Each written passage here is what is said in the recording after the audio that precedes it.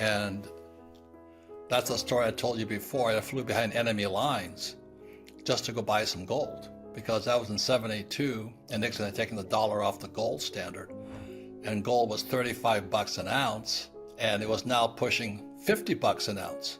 And so I didn't know what gold was. Americans don't know, because 1933, I think Roosevelt made it illegal. So I flew behind enemy lines. I walk up to this little Vietnamese woman, the Vietnamese saying, these two Americans are going to die today because there's Viet Cong everywhere. And I walk up to the little Vietnamese woman with red teeth, and I parked this not too far from her little shack. And I said, I want to buy gold for 35 bucks. And she broke out this big red smile and said, spot. I went, I have a spot on my shirt or something? And Daniela, that woman changed my life.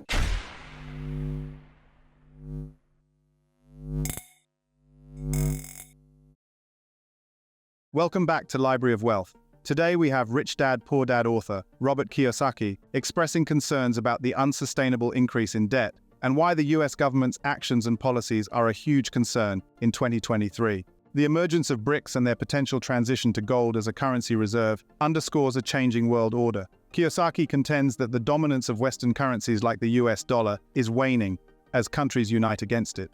This transition has raised concerns about repercussions for economies worldwide.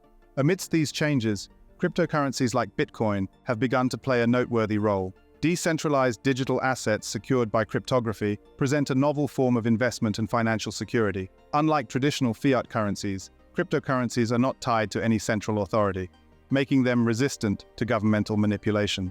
This aligns with Robert's skepticism of government control and why he thinks we'll see a massive surge in crypto adoption in the coming months. Let's get into the latest interview with Robert Kiyosaki as he shares his insights on crypto and the evolving financial landscape we're seeing now.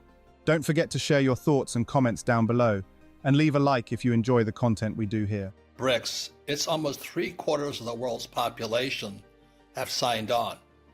So there was only the Brazil, Russia, India, China, South Africa, but the big one is Saudi Arabia and Iran.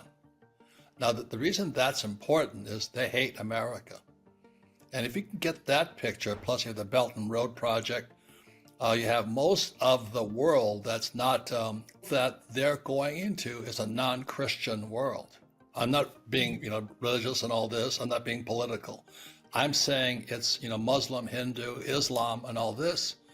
So this is a very big move, is because the world, who is not white, Anglo-Saxon, Protestant, Christian, like Australia, New Zealand, Canada, England, they're joining up against the Western currency called the dollar.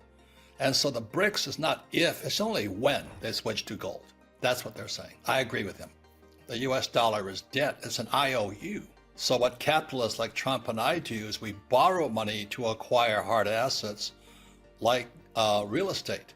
And with the proceeds, with the cash flow, the positive cash flow from my real estate, I save gold and silver. I don't save dollars. I'm very much a hard asset person. I own oil wells simply because oil is energy and economies run on energy.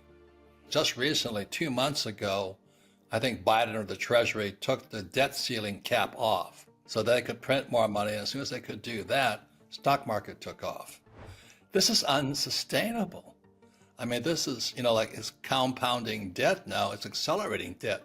And that's why, as you know, Danielle, I'm a big gold and silver guy. I'm a hard asset person and hard oil. I don't buy much paper. I own gold companies and all, stuff like this.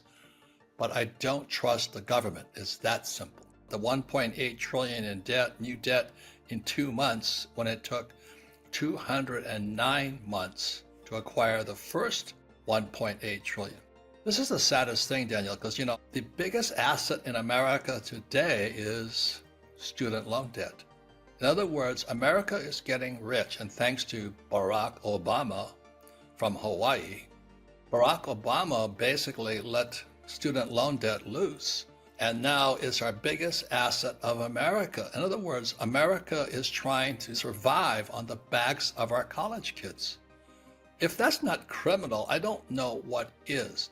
But the reason that capitalists lose and Marxists win, okay? And most academics are Marxists. In 1965, I read this book here, the Communist Manifesto. And I left little sleepy Hawaii, and I went to school in New York City, and I woke up, Everything's not hula lands and flower lays and pineapple.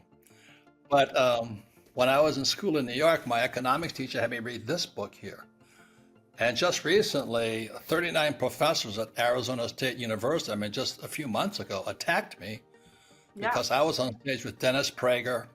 Dennis Prager spoke on happiness, and I spoke on wealth. And the 39 professors came after us. So they protested. They threatened students that they would lose their grades if they came to see us. Our title was Health, Wealth, and Happiness. So Daniela, you know how I am with my mouth. I put my Marine Corps, I wear my Marine Corps jacket. I stood on stage with this and I said, all you school teachers out there, you should read this book to find out who you are. Well, that just infuriated them, so they came after us even worse. Well, I don't know if we can tell anybody anything these days, Daniela. I still keep saying to people, put yourself on your own gold standard or silver.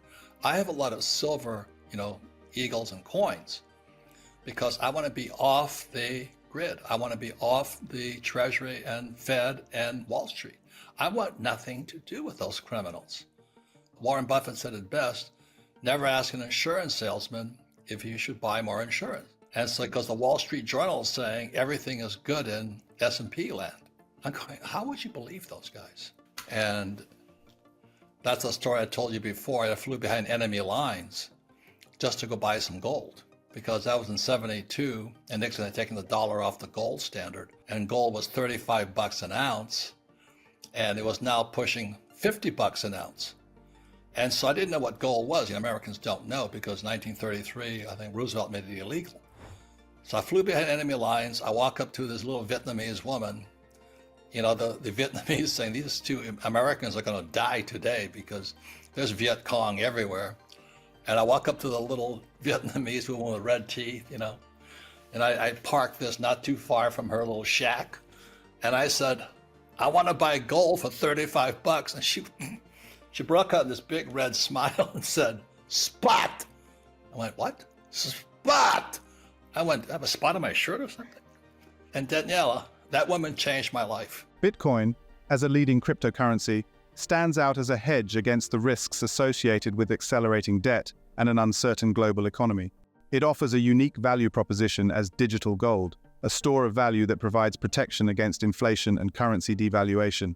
In fact, some investors have turned to Bitcoin and other cryptocurrencies precisely due to their status as hard assets, similar to Robert Kiyosaki's affinity for tangible assets like oil. The advent of cryptocurrencies challenges traditional notions of financial systems. The decentralized nature resonates with the ideals of financial autonomy and empowerment that capitalism champions.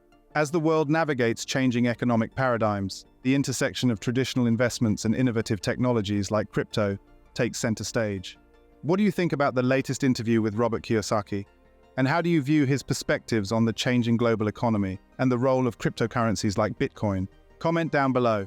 Thanks so much for watching. Don't forget to hit the like button and subscribe for more content just like this.